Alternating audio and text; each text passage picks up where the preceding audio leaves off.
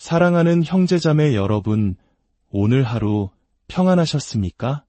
잠시 세상의 소음에서 벗어나 우리 영혼의 힘과 위로를 주시는 하나님의 말씀에 귀 기울이는 시간을 갖겠습니다.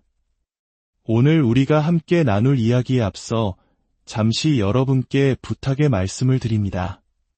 만약 이 시간이 여러분의 마음에 작은 울림이라도 준다면 좋아요와 구독을 통해 이 은혜의 말씀을 더 많은 이들과 함께 나누는 일에 동참해 주십시오. 여러분의 작은 손길 하나하나가 누군가에게는 절실한 위로와 희망의 메시지를 전하는 귀한 통로가 될 수 있습니다. 이 나눔의 사역에 함께하시는 모든 분들의 삶 위에 하나님의 풍성한 축복이 함께하기를 기도합니다. 자, 이제 오늘의 이야기로 들어가 보겠습니다. 혹시 이런 경험 있으십니까? 하나님께서 우리에게 너무나도 크고 위대한 사명을 주시는 것처럼 느껴질 때 말입니다. 세상 끝까지 가서 복음을 전파하고 모든 민족을 제자로 삼아라 예수님의 이 지상명령 앞에서 우리는 때때로 압도당하는 기분을 느낍니다. 마치 거대한 산 앞에 선 작은 아이처럼 말이죠. 하나님, 제게는 가진 것이 너무 없습니다. 제 능력은 너무나 미약합니다. 이런 솔직한 고백이 절로 나올 때가 있습니다. 오늘 우리가 함께 묵상할 성경 속 이야기는 바로 이런 우리를 위한 이야기입니다. 예수님께서 행하신 수많은 기적들 가운데 오늘 제 마음을 특별히 사로잡는 한 장면이 있습니다. 요한복음 6장에 기록된 오병이어의 기적입니다. 날은 저물어가고 예수님의 말씀을 듣기 위해 모인 수많은 무리는 굶주려 있었습니다. 제자들은 현실적인 걱정에 휩싸여 예수님께 나아와 말합니다. 주님, 이곳은 빈들이고 날도 이미 저물었으니 사람들을 마을로 보내 각자 먹을 것을 사 먹게 하소서. 상식적이고 합리적인 제안입니다. 하지만 예수님께서는 그들의 예상을 완전히 뒤엎는 말씀을 하십니다. 너희가 먹을 것을 주어라. 상상해 보십시오. 제자들의 당혹스러운 표정을 말입니다. 아마 그들은 예수님께서 농담을 하시는 거라고 생각했을지도 모릅니다. 잠시 후 어깨를 툭 치시며 농담이었다라고 말씀하시길 기다렸을지도 모르죠. 하지만 예수님은 웃지 않으셨습니다. 그분은 진심이셨습니다. 너희가 직접 저들을 먹여라. 제자들은 혼란에 빠졌습니다. 어떻게 저희가 이 많은 사람들을 먹일 수 있단 말입니까? 설령 돈이 있다 한들 이 광야에서 어디서 그 많은 빵을 구하겠습니까? 그들의 마음속에는 불가능이라는 거대한 벽만이 보였을 것입니다. 바로 그때 예수님께서 물으십니다. 너희에게 떡이 몇 개나 있느냐? 제자들이 찾아낸 것은 고작 한 어린 아이가 가진 도시락이었습니다. 보리떡 5개와 물고기 2마리. 당시 보리떡은 가난한 사람들이 먹던 거친 음식이었습니다. 그야말로 보잘것없는 한 아이의 한 끼 식사에 불과했습니다. 수천 명의 굶주린 군중 앞에서 이 작은 도시락은 없는 것과 마찬가지였습니다. 하지만 예수님께서는 바로 그 보잘것없는 것을 가지고 일하기 시작하십니다. 참으로 흥미로운 점은 하나님께서는 종종 무에서 유를 창조하시기보다 우리가 가진 작은 무언가를 통해 일하신다는 사실입니다. 예수님은 허공에서 음식이 쏟아지게 하실 수도 있었습니다. 하지만 그분은 한 아이의 작은 헌신을 사용하기로 선택하셨습니다. 성경은 이렇게 기록합니다.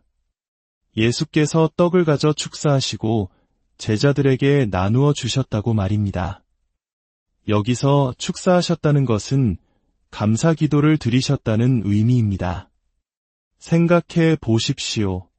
무엇에 대해 감사하셨을까요? 차고 넘치는 풍요로움에 대해 감사하신 것이 아닙니다. 턱없이 부족한 도저히 희망이 보이지 않는 상황 속에서 바로 그 부족함을 손에 들고 감사하셨습니다. 여기에 놀라운 영적 비밀이 숨어 있습니다.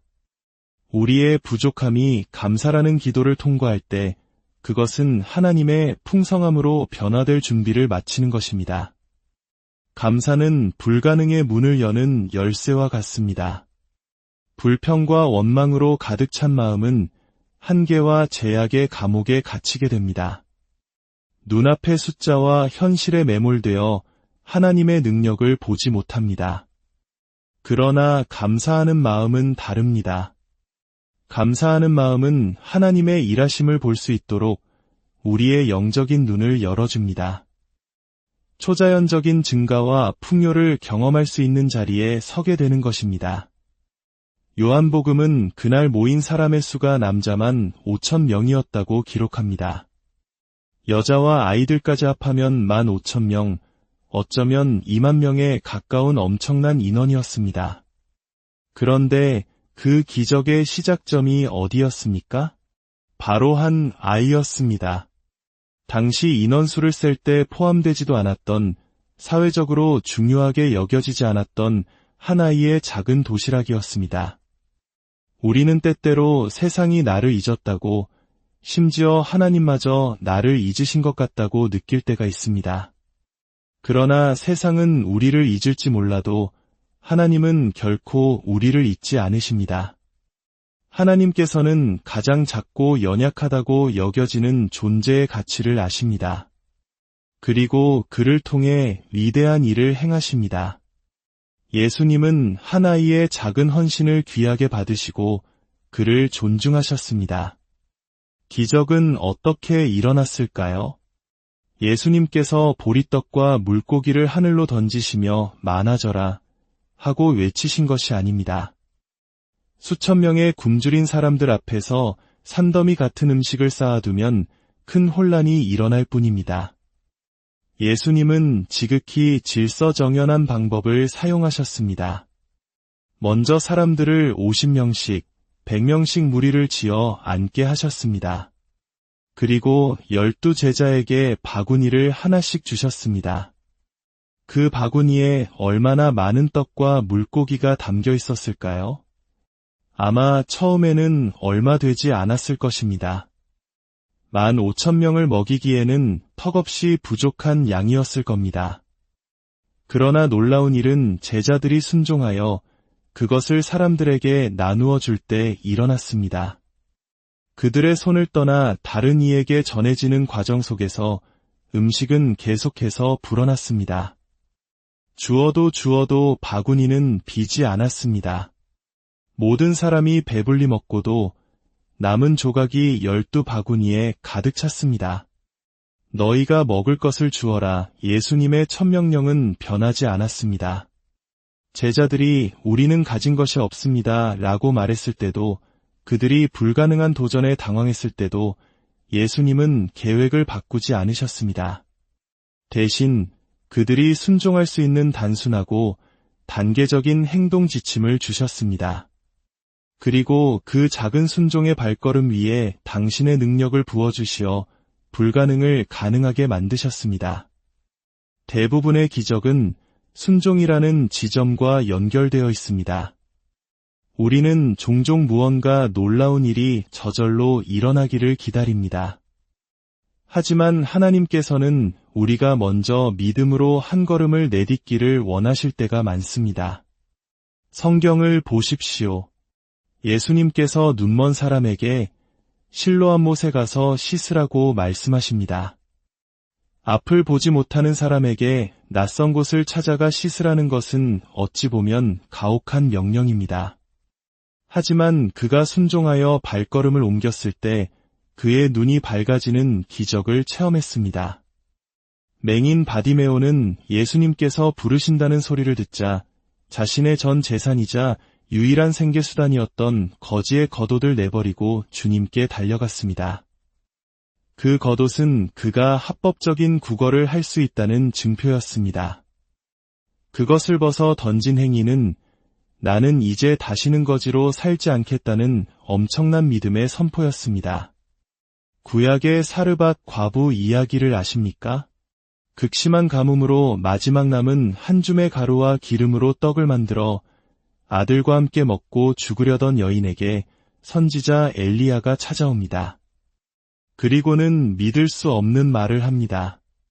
그 떡을 나에게 먼저 가져오라. 어떤 이들은 이것을 선지자의 오만이라고 생각할 수도 있습니다. 그러나 이것은 오히려 가장 위대한 겸손의 표현입니다. 하나님의 명령에 순종하기 위해 스스로 바보처럼 보이는 위험을 감수하는 것, 그것이야말로 진정한 겸손이기 때문입니다. 과부가 자신의 마지막 양식을 선지자에게 내어놓는 순종을 했을 때 가뭄이 끝날 때까지 그녀의 집가루 통과 기름병은 마르지 않는 기적을 경험했습니다. 다시 우리의 삶으로 돌아와 봅시다. 세상 끝까지 가서 복음을 전하라는 예수님의 명령은 오늘 우리에게 주시는 너희가 먹을 것을 주어라는 말씀과 같습니다. 우리는 또다시 대답할지 모릅니다. 주님, 제 손에는 아이의 도시락 같은 것밖에 없습니다. 제 시간, 제 능력, 제 물질은 너무나 보잘것없습니다. 하지만 기억하십시오. 하나님은 당신의 계획을 바꾸지 않으십니다. 그분은 우리에게 다른 누군가처럼 되라고 요구하지 않으십니다. 그분은 그저 우리가 가진 모습 그대로, 우리가 가진 작은 것들을 가지고 당신께 나아오기를 기다리십니다. 그리고 우리가 해야 할 일은 아주 간단합니다.